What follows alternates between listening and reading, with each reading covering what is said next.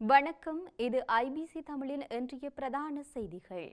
முதலில் தலைப்புச் செய்திகள். ஜனாதிபதியின் பதவிக்கால நீடிப்பு, இலங்கை அரசியலில் ஏற்பட்டுள்ள குழப்பம். இலங்கையர்களுக்கு ஜப்பானில் வேலைவாய்ப்பு, அரசாங்கம் வெளியிட்ட தகவல்.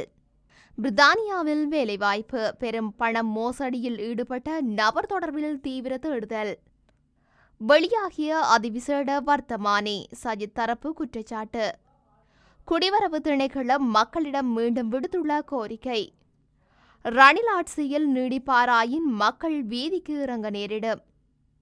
ரணில் விக்ரமசிங்கவை ஜனாதிபதி வேட்பாளராக அறிவிப்பதாக குறிப்பிடவில்லை.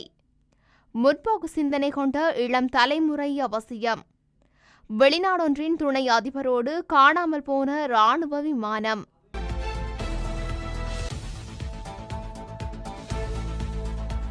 தொடர்வன விரிவான செய்திகள். ஜனாதிபதி தேர்தல் திட்டமிட்டபடி நடத்தப்படும் என்று கூறப்பட்ட போதிலும் இன்னமும் அரசியல் அமைப்பில் உள்ள விதிகளை பயன்படுத்தி ஜனாதிபதியின் பதவிக்காலம் மற்றும் நாடாளுமன்ற காலத்தை நீடிக்க அரசாங்கம் முயற்சிக்கும் என்ற ஊகங்கள் குறையவில்லை. முன்னதாக பொது வாக்கெடுப்பு மூலம் மக்களின் ஒப்புதலுக்கு ஜனாதிபதி மற்றும் நாடாளுமன்ற தேர்தல்களை 2 ஆண்டுகளுக்கு ஒத்திவைக்க வேண்டும் என ஐக்கிய தேசிய கட்சியின் பொதுச் செயலாளர் பாலிதரங்கே பண்டார கருத்துரைத்திருந்தார். எனினும் இந்த கருத்து சொந்த கட்சிகளுக்குள்ளும் எதிர்க்கட்சி தரப்பிலும் கடும் விமர்சனங்களை ஏற்படுத்தியிருந்தது. இந்த நிலையில் சட்டமா அதிபரின் பதவிக்காலம் நீடிக்கப்பட்டுள்ளமையின் மத்தியில் தற்போதைய ஜனாதிபதியின் பதவிக்காலத்தை 3/2 பெரும்பான்மையுடன் மட்டுமே நீடிப்பதற்கான சாத்தியக்கூறுகள் குறித்து ஜனாதிபதி ரணில் விக்ரமசிங்க சட்டமா அதிபரின் கருத்தை கேட்பாரா என்ற கேள்வியும் அரசியல் தரப்பில் எழுதப்பட்டு வருகின்றது. அதேவேளை நல்லாட்சி அரசாங்கத்தின் காலத்தில் 19வது திருத்தச் சட்டத்தின் மூலம் ஜனாதிபதியின் 6 வருட கால எல்லையானது சர்வஜன வாக்கெடுப்பு மூலம் மக்களின் அங்கீகாரம் இல்லாமல் 5 வருடங்களாக குறைக்கப்பட்டது என்ற வாதம் இந்த சந்தர்ப்பத்தில் முன்வைக்கப்படுகின்றது. எனவே 6 ஆண்டுகளுக்கு மேல் பதவி காலத்தை நீடிக்க பொதுவாக வாக்கெடுப்பு நடத்தப்பட வேண்டும் என்றால் தற்போதுள்ள 5 ஆண்டு வரம்பை வாக்கெடுப்பு நடத்தப்படாமல் மேலும் ஓராண்டுக்குள் நீடிக்க முடியும் என்று வாதிடப்படுகின்றது. இந்த நிலையில் அனைத்து சாத்தியமான மற்றும் அசாத்தியமான முயற்சிகள் தொடர்ந்து கொண்டே இருக்கின்றமை குறிப்பிடத்தக்கது. இந்த வருடத்தில் ஸ்ரீலங்கா சுமார் 6000 தொழிலாளர்களை ஜப்பானுக்கு அனுப்ப உள்ளதாக தொழில் அமைச்சு தெரிவித்துள்ளது. பராமரிப்பாளர்கள், கட்டுமான தொழிலாளர்கள் மற்றும் விவசாயத்துறைக்கான தொழிலாளர்களையே ஜப்பானுக்கு அனுப்புவதாக தொழிலாளர் மற்றும் வெளிநாட்டு வேலைவாய்ப்பு அமைச்சர் மனசு நாணயக்காரவின் பேச்சாளர் சஞ்சய நல்லபெரும தெரிவித்துள்ளார். இந்த வருடம் ஆரம்பத்திலிருந்து இதுவரை 3223 தொழிலாளர்கள் ஜப்பானுக்கு அனுப்பப்பட்டுள்ளனர்.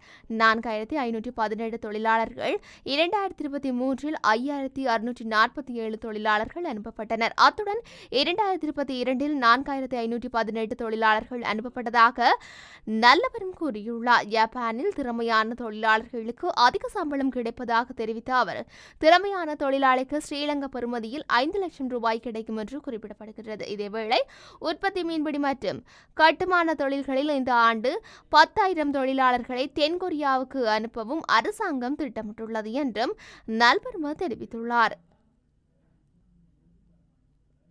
பிரித்தானியா மற்றும் போலந்தில் வேலைவாய்ப்பு வாங்கி தருவதாக கூறி பொதுமக்களிடம் இருந்து சுமார் 17.5 மில்லியன் ரூபாய் மோசடி செய்துள்ளதாக சந்தேக நபரை கண்டுபிடிப்பதற்காக இலங்கை காவல்துறை பொதுமக்களின் உதவியை நாடியுள்ளது. சந்தேக நபர் ராஜகிரியவில் உள்ள ஜனய நகர கட்டிடத்தில் இயங்கும் தனது வெளிநாட்டு வேலைவாய்ப்பு நிறுவனத்தில் பல்வேறு சேதங்களைச் சேர்ந்த மக்களை ஏமாற்றியுள்ளதாக காவல்துறையினர் தெரிவித்துள்ளனர். இந்த மோசடி தொடர்பில் மெரிகன விசேட குற்றப்புலனாய்வு பிரிவினரால் மேற்கொள்ளப்பட்ட விசாரணைகளின் பின்னர் பெண் சந்தேக நபர் ஒருவர் கைது செய்யப்பட்டு கொழும்பு பிரதான நீதவான் நீதிமன்றத்தில் முன்னிலைப்படுத்தப்பட்டுள்ளார். அதன்படி சந்தேக நபரான பெண்ணிடம் நடத்தப்பட்ட விசாரணையில் பெர்னாண்டோ என்ற வெளிநாட்டு வேலைவாய்ப்பு முகவர் நிறுவனமான உரிமையாளர் மேற்கொள்ளப்பட்ட நிதி மோசடி தொடர்பான தகவல்கள் வெளியாகியுள்ளன. அத்துடன் சந்தேக நபரின் முகவரி மற்றும் பிற விவரங்கள் பற்றிய தகவல்கள் இன்னும் கண்டறியப்படவில்லை என்றும் தெரிவிக்கப்படுகின்றது. மேலும் சந்தேக நபர் தொடர்பில் தகவல் தெரிந்தவர்கள் 0718191643 அல்லது 0718137373 என்ற இலக்கத்தின் ஊடாக காவல்துறையினரை தொடர்பு கொள்ளுமாறு கோரப்படுகின்றது. இலங்கை கிரிக்கெட் நிர்வாக அதிகாரிகளின் சேவை காலத்தை மேலும் 8 வருடங்கள் நீடிப்பதற்கான விசேட வர்த்தமானி அறிவித்தலை அரசாங்கம் வெளியிட்டுள்ளதாக எதிர்க்கட்சியின் பிரதான அமைப்பாளர் லக்ஷ்மன் கிரியல்ல குற்றம் சுமத்தியுள்ளார். ஊடகவியலாளர் சந்திப்பில் நேற்று கலந்து கொண்டு கருத்து தெரிவித்த போதே இதனை கூறியிருக்கின்றார். 2020 உலக கிண்ண போட்டிகள் நடைபெற்று வரும் காலப்பகுதியில் திடீரென இந்த வர்த்தமானி அறிவித்தல் வெளியிடப்பட்டுள்ளது. இதேவேளை விளையாட்டுத்துறை அமைச்சரினால் வெளியிடப்பட்டுள்ள இந்த வர்த்தமானியின் ஊடாக கிரிக்கெட் சபையின் தலைவர்கள் மற்றும் செயலாளர் 8 வருடங்கள் பதவி வகித்து அந்த பதவிகளை விட்டு வெளியேறியதன் பின்னர் மேலும் 16 வருடங்கள் நிறைவேற்று உறுப்பினர்களாக பணியேற்ற முடியும் என கூறப்படுகின்றது. எவ்வாறாயினும் எங்களது அரசாங்கம் ஆட்சிக்கு வந்தால் குறித்த வர்த்தமானி அறிவித்தல் நீக்கப்படும் என தெரிவித்துள்ளார். கடவுச்சீட்டுக்கு விண்ணப்பிக்கும் போது தெளிவான தேசிய அடையாள அட்டையை கொண்டு வருமாறு குடிவரவு திணைக்களம் மக்களிடம் அவசர கோரிக்கை விடுத்துள்ளது. பழைய தேசிய அடையாள அட்டைகளை கொண்டுள்ள விண்ணப்பதாரர்கள் புதிய தேசிய அடையாள அட்டையுடன் தமது பணிகளை மேற்கொள்ள வரும்போது கடவுச்சீட்டை பெற்றுக்கொள்வது இலகுவாக இருக்கும் என குடிவரவு மற்றும் குடியகல்வு கட்டுப்பாட்டாளர் ஹர்ஷ எலிக்விட்டியா தெரிவித்துள்ளார். தற்போது வரையிலும் குடிவரவு குடியகல்வு திணைக்களம் மற்றும் ஆட்பதிவு திணைக்களத்தின் தரவுகள் இணைக்கப்பட்டுள்ளது. எனினும் இன்னும் டிஜிட்டல் அடையாள அட்டைகள் வெளியிடப்படவில்லை. இதனால் கடவுச்சீட்டு பெற வேண்டும் என்றால் புதிய மற்றும் தெளிவான அடையாள அட்டையுடன் வந்து சேவையை பெற்றுக்கொள்ளுங்கள். கடந்த சில நாட்களாக தெளிவற்ற அடையாள அட்டையுடன் வந்து பலர் சேவையை பெற்றுக்கொள்ள முடியாமல் திரும்பிச் செல்கின்றார்கள். இதனால் புதிய அடையாள அட்டையை விண்ணப்பித்து பெற்றுக்கொண்டு கடவுச்சீட்டு பெற வாருங்கள். அனைத்து நாடுகளாலும் ஏற்றுக்கொள்ளப்படும் கடவுச்சீட்டை வழங்குவதே தமது திணைக்களத்தின் எதிர்பார்ப்பாகும் என அவர் மேலும் தெரிவித்துள்ளார். ரணில் விக்ரமசிங்க மேலும் 2 வருடங்களுக்கு ஆட்சியில் நீடிப்பாராயின் மக்கள் வீதியில் இறங்கி போராட்டங்களை முன்னெடுக்கும் நிலை ஏற்படும் என பத்திரமுல்ல சிலர்ன தேரர் தெரிவித்துள்ளார். மேரிகம பகுதியில் அண்மையில் இடம்பெற்ற நிகழ்வொன்றில் கலந்து கொண்டு உரையாற்றும் போதே அவர் இதனை குறிப்பிட்டுள்ளார். இதுகுறித்து அவர் மேலும் தெரிவித்துள்ளதாவது, நாட்டில் ஜனாதிபதி தேர்தல் இடம்பெறவுள்ள நிலையில் அரசியல் கட்சிகள் பல தமது கட்சி சார்பாக வேட்பாளர்களை முன்னிறுத்த முடியாத நிலையில் உள்ளனர். பால்தரங்கே பண்டார தேர்தலை பிற்போடுவதற்கு முயற்சிக்கின்றார். ரணில் விக்ரமசிங்க இந்த நாட்டில் மேலும் 2 வருடங்களுக்கு இந்த நாட்டில் ஆட்சியில் இருப்பாராயின் சில பிரச்சனைகள் தோற்றம் பெறும், மக்கள் வீதியில் இறங்கி போராட்டம் முன்னெடுக்கும் நிலையும் ஏற்படும். ஒரு சில தரப்பினர் முதலில் ஜனாதிபதி தேர்தல் நடத்தப்பட வேண்டும் என்று கூறுகின்றார்கள். ஜனாதிபதி தேர்தலுக்கு முன்னதாக இந்த நாட்டில் பொது தேர்தல் இடம்பெற்றால் ரணில் விக்ரமசிங்க ஜனாதிபதி தேர்தலை நடத்த மாட்டார். இவ்வாறு பத்திரமுல்ல சிலரத்ன தேரர் தெரிவித்துள்ளார். ஜனாதிபதி ரணில் விக்ரமசிங்கவை ஜனாதிபதி வேட்பாளராக அறிவிப்பதாகவும் அவருக்கு ஆதரவு வழங்குவதாகவும் எந்த நிலையிலும் குறிப்பிடவில்லை. பொதுஜன பெரமுன தலைமையிலான அரசாங்கம் தோற்றம் பெற வேண்டும் என்பதில் உறுதியாக உள்ளோம் என ஸ்ரீலங்கா பொதுஜன பெரமுனவின் தேசிய ஒருங்கிணைப்பாளர் ரோஹித அபேகுணவர்தன தெரிவித்துள்ளார். பத்திரமுல்லையில் உள்ள ஸ்ரீலங்கா பொதுஜன பெரமுன காரியாலயத்தில் திங்கட்கிழமை இடம்பெற்ற ஊடகவியலாளர் சந்திப்பின் போது மேற்கொண்டவாறு குறிப்பிட்டுள்ளார். அவர் மேலும் தெரிவித்ததாவது, எதிர்வரும் நவம்பர் மாதத்திற்குள் முன்னர் ஜனாதிபதி தேர்தல் நடத்தப்படும். ஜனாதிபதி தேர்தலை இலக்காக கொண்டு தேர்தல் நடவடிக்கைகளை கண்காணிக்கும் அலுவலகத்தை ஆரம்பித்துள்ளோம். எதிர்வரும் நாட்களில் சகல தேர்தல்கள் தொகுதிகளிலும் தேர்தல் பிரச்சார கூட்டங்களை நடத்த தீர்மானித்துள்ளோம். நல்லாட்சி அரசாங்கம் முறையற்ற வகையில் பிற்போட்ட மாகாண சபை தேர்தல் பற்றி தற்போது எவரும் பேசுவது கிடையாது. மாகாண சபை தேர்தலை நடத்தினால் படுதோல்வி அடைவதை முன்கூட்டியதாக அறிந்தே நல்லாட்சி அரசாங்கம் தேர்தல் நடைமுறை திருத்தமூடாக தேர்தலை பிற்போட்டது.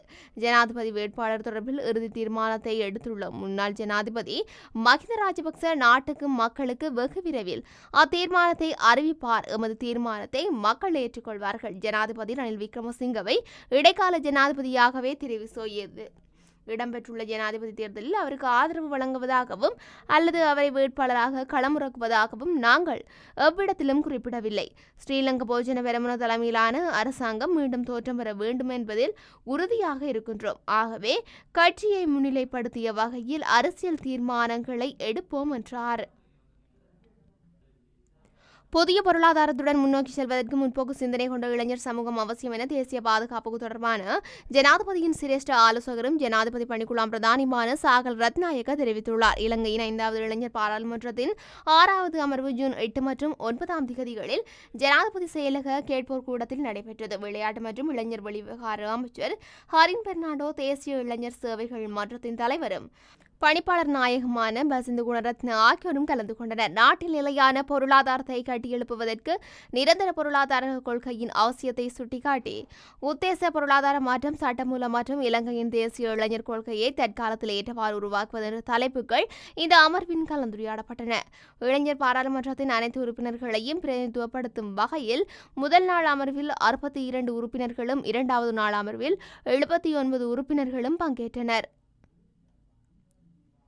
மலாவியின் துணை அதிபர் சவ்லோஸ் சிலிமாவை ஏற்றிச் சென்ற ராணுவ விமானம் காணாமல் போனதாக அரசாங்கம் தெரிவித்துள்ளது. டெராடில் இருந்து விலகியதிலிருந்து விமானத்துடன் தொடர்பு கொள்ள விமான அதிகாரிகளின் அனைத்து முயற்சிகளும் இதுவரை தோல்வியடைந்துள்ளதாக அந்த நாட்டு அரசாங்கம் தெரிவித்துள்ளது.